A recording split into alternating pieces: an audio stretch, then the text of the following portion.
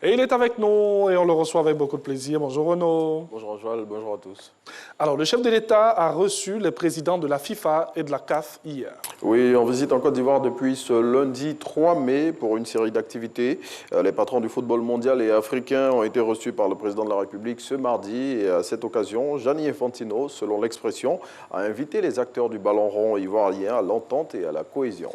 Alors, on change de sujet, on ouvre le chapitre politique. Donc, Laurent Gbagbo et Henri Konan Bédié se parlent aujourd'hui. Oui, c'est ce que barre à sa une le quotidien d'Abidjan. Selon le confrère, c'est à travers des délégations de leurs partis respectifs que les deux leaders politiques vont se rencontrer aujourd'hui afin d'échanger sur les dernières dispositions à prendre pour le retour en Côte d'Ivoire de Laurent Gbagbo, qui est de plus en plus imminent. Plus de précisions dans le quotidien proche du Front populaire ivoirien.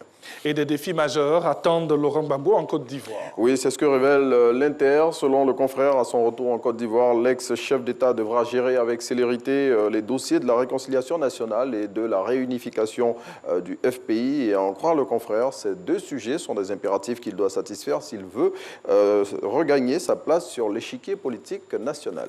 On en sort pour évoquer un autre sujet, réforme du permis de conduire. Le ministre des Transports souhaite un changement de paradigme. Oui, tout à fait. Tant pour moi. Oui, tout à fait. Et pour le ministre Amadou Koné, payer de l'argent pour avoir le permis de conduire ne doit pas être la règle, car cela est un acte de corruption.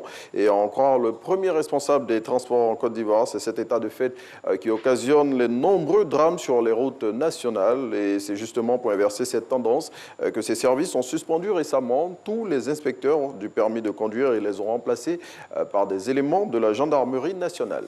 Prisonniers militaires de la crise post-électorale de 2010, pourquoi sont-ils toujours dans les liens de la détention? Eh bien, le Patriote, dans sa parution de ce jour, apporte la réponse à cette question qui est de plus en plus récurrente dans certains médias.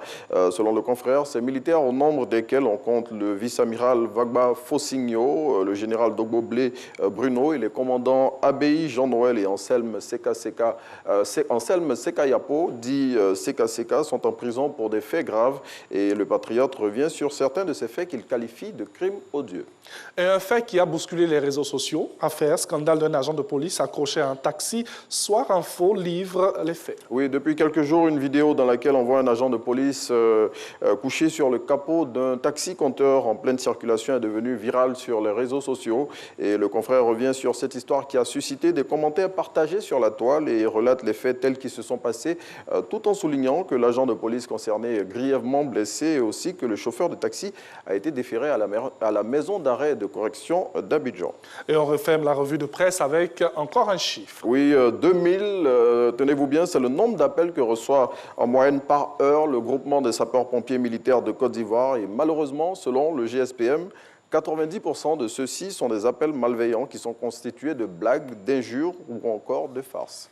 Eh bien, les pompiers qui ont été célébrés hier partout dans le monde. Oui.